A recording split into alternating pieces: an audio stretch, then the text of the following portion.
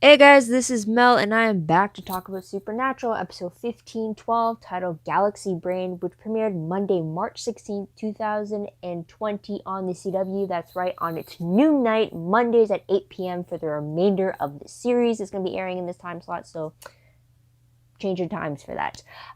So again, huge spoiler alert. If you haven't seen the episode already, please go do so first and then come back and see what I have to say about the episode. My other video reminders are up on screen, so take a moment to remind yourselves of those. I'm recording roughly 30 minutes after the episode has aired, and it's definitely going to take some getting used to having it on this night. But if I think I mentioned it in my last video a couple weeks ago that because of this new start time, Supernatural over the course of 15 seasons has now aired on every weekday now for at least some time, whether or not it was full season, it was in one time slot, or if it switched time slots midway through the seasons. We've now covered Monday to Friday. I find them pretty crazy to think about it. But anyways, I'm not going to do a timer this time just because it's been so long, and I really don't want to. Plus, with how things are going around the world right now, I'm fine with just talking about Supernatural a little bit longer than scheduled, but I do have to get back to my homework and stuff. So let's get right into it and start with what happened in this episode. So timeline-wise, okay, so it's roughly this is why I say roughly, 4 weeks since the events of 1509, because I'm assuming that after Chuck's encounter with Sam and Dean in that casino in 1509, I'm assuming he then went to this radio shed and did the whole thing that he did at the very beginning of the episode with the TVs and stuff, just because it had that 4 weeks ago time card. But I don't know if it was directly after 1509 he started doing that, and then the 15, 10, and 11 just took place within those 4 weeks, and then the rest of our little hiatus break or something. I don't know. But that's my take on the timeline. So there's that. Episode reminder, though, pretty much, I can't really think of one, but I guess right off the top of my head. But first off, this episode is directed by Richard Spade Jr. once again. Fantastic job. But I guess you could say the reminder is the fact that we get a little bit more of an idea of what Billy's end game, or what big game or big plan she's talking about, because we do see her actually say something about the situation with Chuck to Team Free Will. So there's that I will talk about, hopefully, if I remember later on. But let's move on to the episode breakdown, or the storylines, if you will.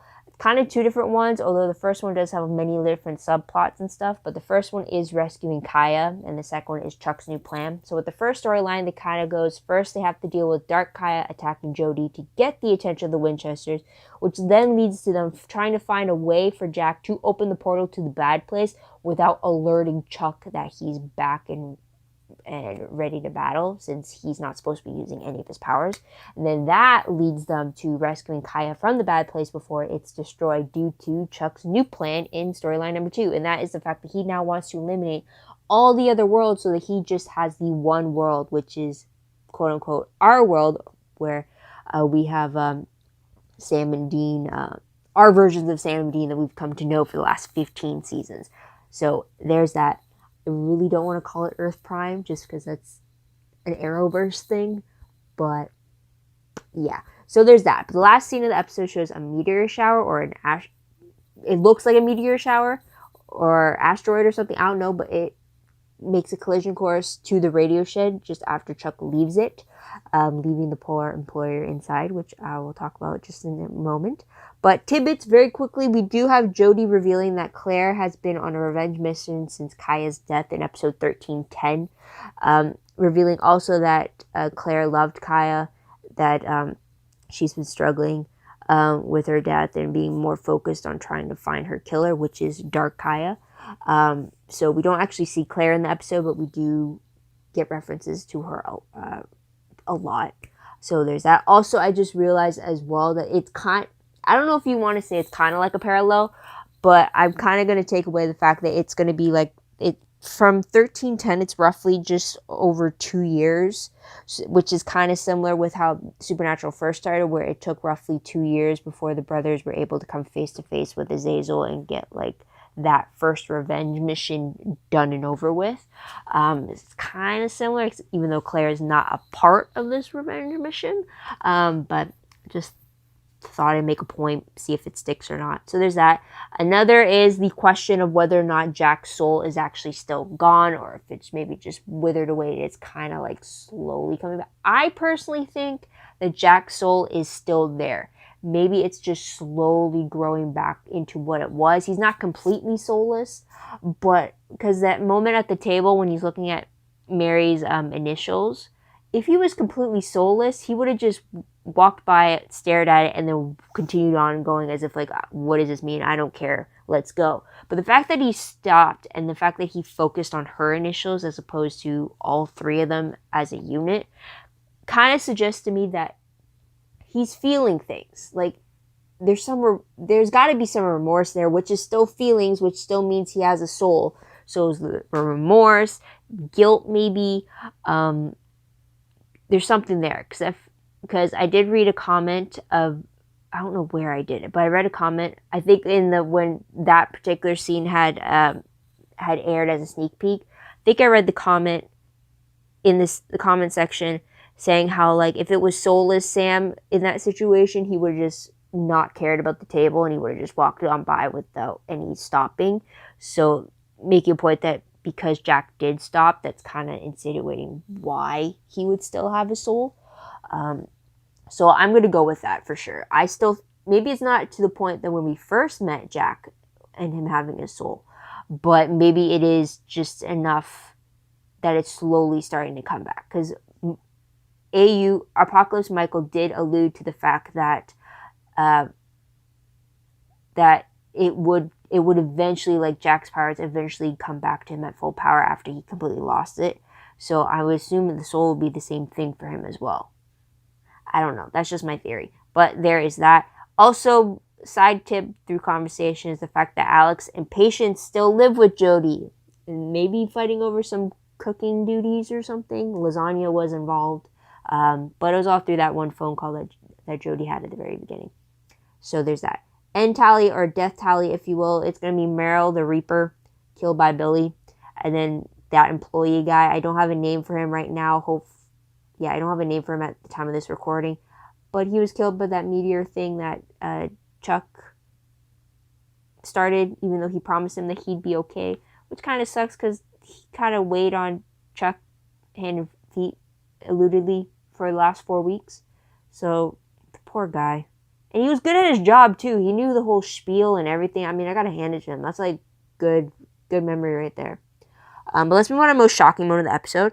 I think for me, it would have to be Kai still being alive in the bad place and surviving. I wasn't expecting that. I kind of thought when Dark Kaya said that she could still see her home through the eyes of Kaya, I thought she meant through her dead body. Like, she was still connected. And then when she revealed, like, no, she's alive. And then to show how she was able to live because Dark Kaya had done something before she decided to go through the portal. That surprised me. I don't know how to feel about that. It definitely was a surprise to see, like, oh, she's been stuck there this whole time and everything. But then it's like, did they do this as a way to get a happy ending out of that storyline? Was it because that spinoff never got picked up? This was their way of tying up that loose end or so? Or was that always going to be the case if the spinoff had gotten picked up and we were dealing with that whole business there, and that's how they were gonna bring that storyline to a close over on that show? I don't know, but there's that. But let's move on to familiar faces very quickly. Jodie Mills appeared, thankfully, and she survived the episode, thankfully. But also Alex, technically, with her voice, she was shown, so at least she's still alive too. It's also alluded that Patience is alive, Claire is alive, but we don't get to see them, which kind of defeats the purpose of familiar faces, so I'll stop that right now. But we do get to see Kaya and also Dark Kaya, so you get both versions. So there's that, and then you also get Billy the Reaper returning again. And actually saying something instead of just coming the last 10 seconds of the episode and just making an appearance with one line and that's it. So there's that. But let's move on to top 3 favorite moments. There's more than 3, maybe 4. So I'll try to go quickly. First off is that I really liked how we got to see flashes of previous scenes or archive footage, specifically when Chuck was showing all his little. Well, I'll talk about it right now, so I'll combine the two. So during Chuck's monologue, what I really liked about it is not only his explanation of how he created the worlds, how he created the multiverse, if you will, and how he created all these different versions of Sam and Dean, and then him explaining how they were all just toys to him except for the original ones, which seemed to be our Sam and Dean. And then I really liked how he was showing it, like through the TVs. That was like the best way, I guess you could articulate it, because like on one screen you had our Winchesters, on the other screen you had it when it was Lucifer Sam, and then on another screen you had it was Demon Sam. And I kind of wish that another screen showed that it was Demon Dean as well, like all the different scenarios, not just the 2 alternate ones and the current one.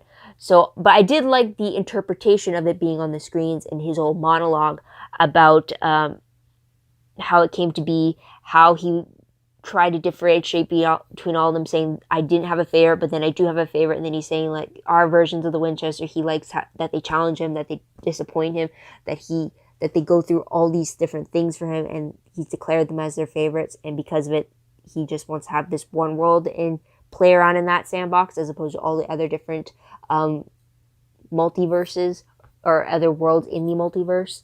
So there's that. I got sidetracked on that. But in regards to the previous scenes flashback, I also pertain to the fact that they went back to season 5 to show Dean's original conversation with the original Death, on how he was saying back, I think it was 15, or not 15, it's season 5, episode 21 or 22, when Dean met Death in that pizzeria in Chicago, when he was getting the ring.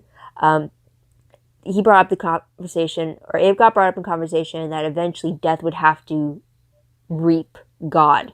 And I love that not only did they bring up that conversation into our current situation, but I also love that they also showed that footage happening as well. Because we also learned in the episode that not only when Billy became Death, she inherited all of his knowledge about the universe. I'm wondering if she also inherited all of his memories as well too. I missed that little side set, but I thought that was pretty cool as well.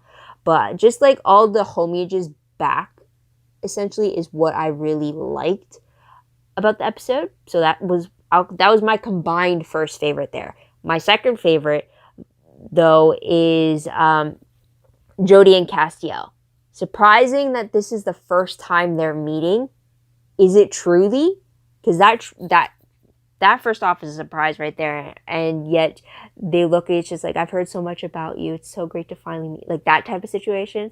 And then also have them talking about Claire and how like they both have this connection to her. And then like just talking about like how she's progressing, how she's trying to deal with the death of her first love.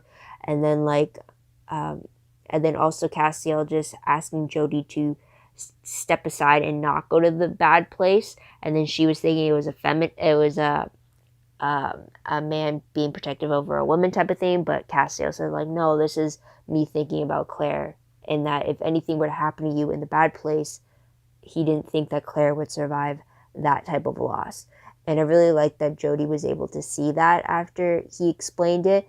And it was just a great moment, because then not only is that, but you're also seeing like these, I kind of wish Claire was there just so that I could see her interacting with this motherly figure of hers, and also someone who is trying to be there for her father, as her father, when he took her father initially away. But it was really great to get that dynamic, and then also to have them get this thank you with each other, and just like, it was so rewarding to have that as their first meeting, and just to have them have that connection. I was just like, I'm loving it. So I'll leave it at that. And another favorite I did have was just Jack calling Merle out on her bluff to rat him out to Billy. And you look like she was like holding all the cards, saying like, yeah, if you do this, I'm going to call to Billy, and then you're screwing up with the plan. And then I think, I might have missed it because I was writing notes down, but I think Jack looked to the Winchesters, and then he looked to Merle and said like, go ahead, you do that. And then this will happen, and then this will happen, and then like you'll be outed as being incompetent, and like in so many less words. But like that whole thing, and then like Sam and Dean just looking at him, and then I don't know if they were like impressed that he was like calling out on her bluff, or they were questioning whether or not does he really know what he's doing type of thing. But then for him to be called, then for his actions to make him be called like this was like Winchester stupid or something, or like being labeled as a Winchester in that whole bluff scenario was just like awesome. And then like I'm all for it. So there's that.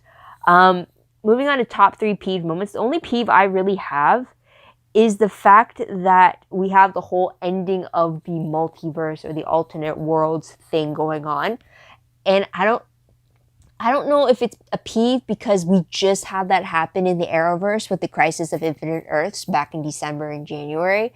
So I don't know if like if I never saw that happening, would I still feel the way I'm feeling right now about the whole ends of the worlds thing happening on Supernatural? Or is it because I've seen the Arrowverse version and now I'm seeing it on Supernatural, feels more like a copying situation?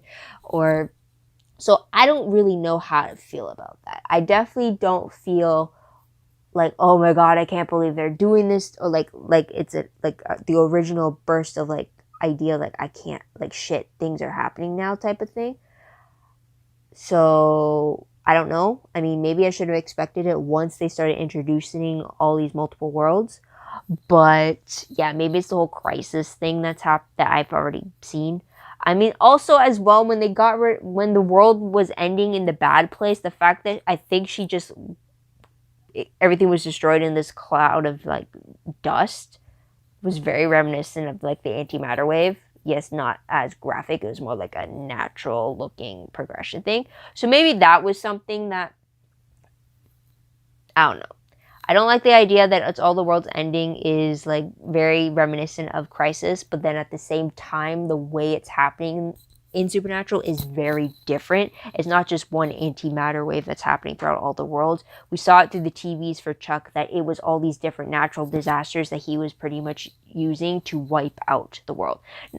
Which I'll lead to my next segment of random questions, and that is the question of, is Chuck just killing all the people on these other worlds and just having it be an empty planet, or is he killing them all off and then he's going to destroy the actual planet in his quest to make only one world available? Because he said some worlds take a lot more than a snap, which is such a Thanos reference right there. And then others took time to actually get destroyed. And then we saw all these natural disasters happening, tsunamis, fires, floods, and like all this stuff happening on the screens. So it has me wondering, like, all those natural disasters, those would definitely wipe out human civilization. But then what does that do for the planet?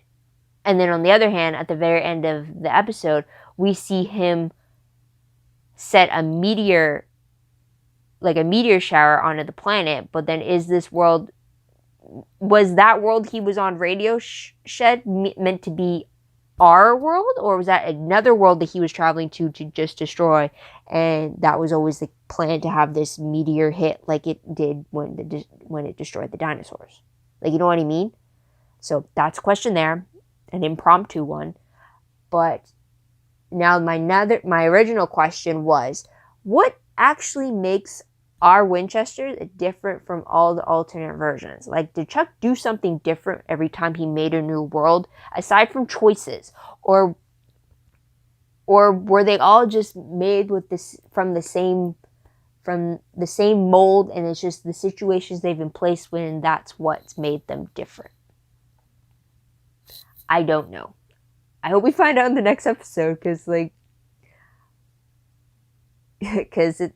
it's crazy. Okay, moving on to predictions. Let's go into the promo for 1513. We see Sam and Dean from another world being transported to the bunker, and at what looks like a Volkswagen Beetle instead of the Impala. First off. And then we also have our Sam telling the other Sam that the man bun has to go, and the other Dean's just like, oh, like, you don't touch the hair type of a thing. So I'm wondering what the hell is going on. How did they get here? And like, although I will say this, the way Sam was looking in in the man bud Sam, he kind of looked the way that alternate Sam looked in the 300th episode when he was doing that TED Talk thing. I could be wrong, but that's an option. So there's that. But based off the synopsis, okay, once you hear the synopsis, you never would have guessed that this promo is what we were going to get. So the synopsis reads, a search for the one thing that may give the Winchesters an edge against Chuck leads Sam and Dean to Joe's door and to a secret that may have died with Ruby. Meanwhile, Castiel and Jack ask Jack to do the unthinkable to help the brothers in their quest. So action pack right here. We get the return of Joe and Ruby in this episode. Ruby's return now makes sense if she's connected to these other world Winchesters or something. Otherwise, you might actually get the actual Ruby back. Or we might get the... Who says it might be Ruby? What if it's her meat suit that... Nope, her meat suit wouldn't have survived. What if Joe, as the angel, brought back not Ruby, but Ruby's meat suit? No, but the meat suit was an empty vessel, so there wouldn't be another consciousness inside to know what Ruby had also done. I don't know. I can't wait for this episode because it's both Jensen and Jared and their wives being in the episode all together. And then you also have Castiel and you have Jack. And then apparently we're getting 2 versions of Sam and Dean. So it's like, this one is going to be crazy. And I'm all for it. So I can't wait for this episode. But yeah, geez, I have no idea what to expect. Like, I really don't. I mean, with episode 13, that leaves, 8 episodes left? 13, 14, 15, 16, 17. Yeah, 8 episodes left of the series. So that's something there. Also, on a side note, before I really end it off with, guys, if you don't watch Legends of Tomorrow, which is part of the Arrowverse, but it's a CW show, apparently the Impala makes an appearance in their episode that airs on March 24th. Like, they released photos of it where it's Constantine with Sarah and Charlie, and they're just in the woods with the Impala with a dead body in the trunk. And the one of the executive producers of Phil Klemmer, I think, I don't know, sorry, but he confirms that it's not supernatural, the show, like Sam and Dean's world, but it's supernatural, the set is when they're getting the Impala from. So I'm like, wait, what? I'm behind by 3 episodes on Legends, so I really gotta pick it up before this episode airs because I don't want any spoilers beforehand or even after it airs. I don't want it to ruin, but guys, Supernatural fans, just check that out because I'm pretty sure you'd want to know as well how the Impala fits into the craziness that is Legends of Tomorrow. So I'll just leave it at that. So what did you guys think of this episode? What did you guys like about it? What do you think will happen next? Let me know in the comments down. Love to hear your own thoughts, theories, and opinions about that. Really want to know what you think will happen in this double Winchester wives make an appearance episode. So there's that. Also, don't forget to like this video, subscribe to my channel, and check my other videos if you haven't done so already. If you want, check out my Tumblr page. Link for that is down below. I reblog promos, web clips, quotes, gifs, synopses, news, all that good stuff, all found in one place. Go check that out. Since this whole pandemic is happening, I might actually be updating it a lot sooner than I thought. But I still got my final assignments that are due this Friday. So I got a Friday being the 20th. So I really got to get a move on that first. So if this video is uploaded after the 20th, then you know why there's a delay. Because I've got to edit a music video before the 20th, and I got to do a bit of story editing as well. That needs to be done for the 20th as well. And then I'm done for the term. So yeah, so that was Tumblr. WordPress account, link for that is down below. Anything I post online is connected to WordPress. A little more organized, a little more in detail, but still a work in progress as well. Also, live journal entry link is down below for the link. I write jot noted recaps of the episode as I watch them for the first time. So sometimes I might be typing and I miss what's happening on screen. I should really stop doing that. But if you want those kind of recaps, it helps me keep things in line as well. Some quotes as well are in there, some inner thoughts and stuff like that. Go check that out as well. I'll probably work on that as well during the whole pandemic thing. Hopefully. I got a long list of things I got to catch up on. So I'll add that to that. But otherwise, all my other recaps since season 6 are posted on my live journal, so go check those out. But otherwise, guys, that is pretty much it. So thank you so much for tuning in. Thank you so much for your patience. I hope you come back next week to see what I have to say about this crazy episode that's coming our way. But until then, guys, this is Mel. Wish you all a great day, great week wherever you are. Bye for now.